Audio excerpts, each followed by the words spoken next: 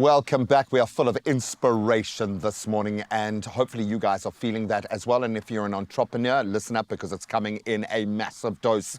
We are so proud to showcase the I Grew It show with Absa. It's a very powerful platform that celebrates the grit and the growth of South Africa's entrepreneurs. And it really is more than just a show. It's a celebration of purpose, of passion, and most importantly, of progress, because we are making it. Absolutely, our favorite P words. And this week, we spotlight bold voices in sustainable fashion. So we want you to meet Xolile Mabuza of Tendalo Holdings, as well as Vusimise Ndimi of Boys of Soweto, now two trailblazers making eco-conscious style a movement. So let's take a look. Dumelang Sanbonani, hello and welcome to the I Grew It show with Absa. I'm ready to bring you unique stories of entrepreneurs who've turned their dreams into thriving businesses. Kickstarting our journey, we're diving into the world of sustainable fashion. Hi, I'm Xolile Mabuza, a founder of Tendalo Trading, a company that specializes in repurposing old rubber tubes from cars by recycling and upcycling them into beautiful eco-friendly bags. 2018, I remember it was a very unfortunate time in my life. I suffered stroke when I started walking again. It then became a thing that I wake up and I go collect the rubber tubes, come back, wash them until they piled up. I started exploring different bag designs. They were promising. I was like, this is what I want to do for the rest of my life. Sure. This Xolile is giving us a whole new meaning to go get that bread. Eita, I am Vusimise Ndimi, founder of the Boys of Soweto. After high school, I worked in retail, and that's when I got to learn about fashion, about styling. And I think one day the universe was listening and it kicked me out, right? Because in Pelele, Spain, where I was told that I was going to be permanent. Right, I got an introduction to the fashion industry. I styled magazines, I styled movies, I've styled series. So that's the story of Boys of Soweto. Let's shift gears and talk about those I Grew It moments. So I was the face of this brand for 3 years all over Africa. And I remember telling myself, Guti, I'm gonna put this money into this project. And more to fast forward, I'm like, oh, so now I've made a bar.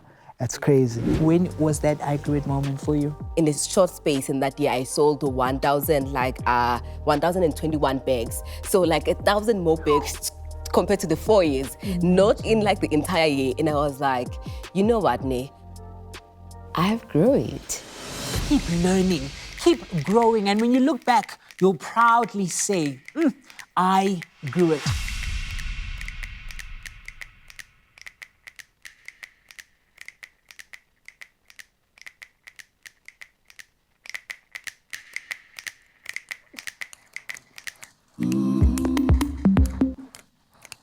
Yeah, it's exhausting. That's in honor of Georgie, my gorgeous daughter, who's learned how to click with one hand. But now, of course, I get heralded to do stuff, okay? Now we are up that. Polly can herald me to do anything. What she is doing, that story and how important it is to tell her story and take it to the point of completion, i.e. creating the business and following through.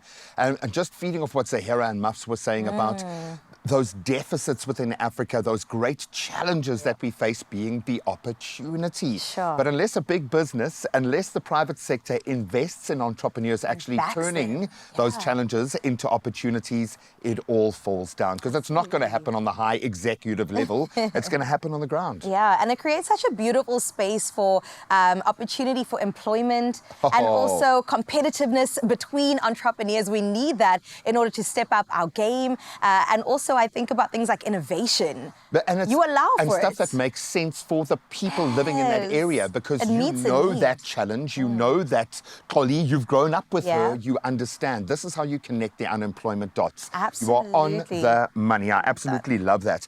And then, of course, you've got the added bonus of the branding happening while you're doing it, because you're creating fashion. You must feel this now, because you lean preferably on local fashion more than international. Oh, I love whether it it's so trend, much. whether it's fabric, whether it's the designers. I know we've got Meg's an in-house resource that we lean on. But why is that so important to back local?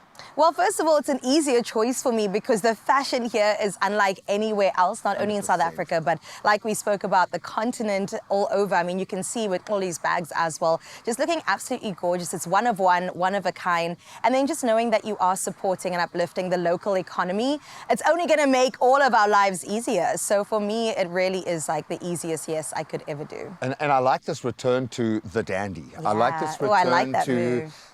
African gentlemen being the pinnacle of what style and fashion could be for the world. And we've held that place.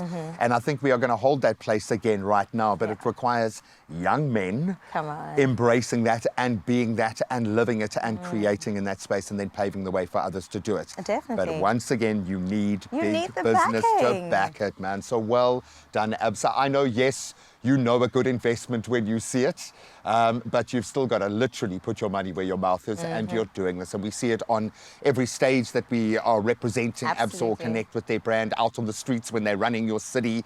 You live this narrative every day. So kudos to you for literally putting your money where your mouth is. And shout out to Boys of Soweto, dressing the nation in the coolest drip. I mean, come on now. We absolutely love the work that you're doing. And we also know that you've been inspired, Mzansi, so don't miss more powerful stories like these on the I Grew It show, of course available on the Absa South Africa YouTube channel. Go and check it out and report back later.